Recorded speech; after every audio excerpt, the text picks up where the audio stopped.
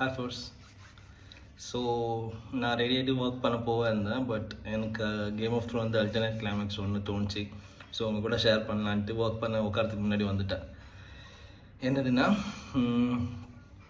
In Game of Thrones if you do not play the game then you are just an instrument அப்படி சொல்லிவிட்டு Tyrion அவன் புக்கில் எழுதிட்டு அதுக்கப்புறம் எல்லாமே நடந்துச்சுன்னா சூப்பராக இருக்கும். ஃபார் எக்ஸாம்பிள், அது பெருசாக போடணும். Okay, so Tyrion point of வியூவில் அவங்க அண்ணனுக்கும் அக்காவுக்கும் பழி வாங்கணும்.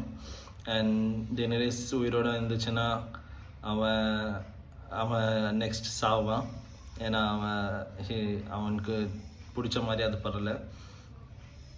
ஸோ அவனை இவன் கொள்ளாலும் இவனே ஏதாவது பண்ணதுக்கு ஆளுங்க இருக்காங்க. ஸோ எல்லாம் முடிஞ்ச பிறகு அவன் ஒருத்தனை மைண்ட் கரப்ட் பண்ணான். அவன் தான் ஜான்ஸ்னோ. ஸோ ஜான்ஸ்னோவோட மைண்ட் கரப்ட் பண்ணிட்டு எல்லா கேமும் நல்லபடியாக விளையாடுறது Tyrion Lannister. So he writes in his diary, book saying, if you do not play the game in Game of Thrones, you are just an instrument.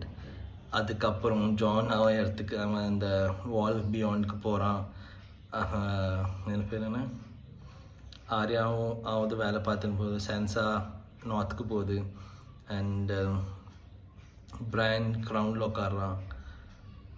And main விஷயம், ட்ராகனை control பண்ணுறதுக்கு பிரான் வேணும். ஏன்னா இப்போ பிரான் ட்ராகனை வேறு யாரும் கண்ட்ரோல் பண்ண முடியாது. ஸோ இது எல்லாம் யோசித்து திரியன் பிளான் பண்ணதுனால தான் இது இந்தபடி முடியுதுன்ட்டு என்னோடய கிளைமேக்ஸாக இருக்கும். இப்போதைக்கு யுத்தம் நல்லா தான் தோணுச்சு. ஸோ ஷேர் பண்ணுறேன். இதுக்கப்புறம் அதுக்கு முன்னாடி பார்க்குறப்ப இன்னொரு விஷயம் தோணுச்சு, அது யோசித்தேன். அது அப்புறமா இப்போ ஷேர் பண்ணுறேன். இப்போதைக்கு இவ்வளோ தான். பாய்.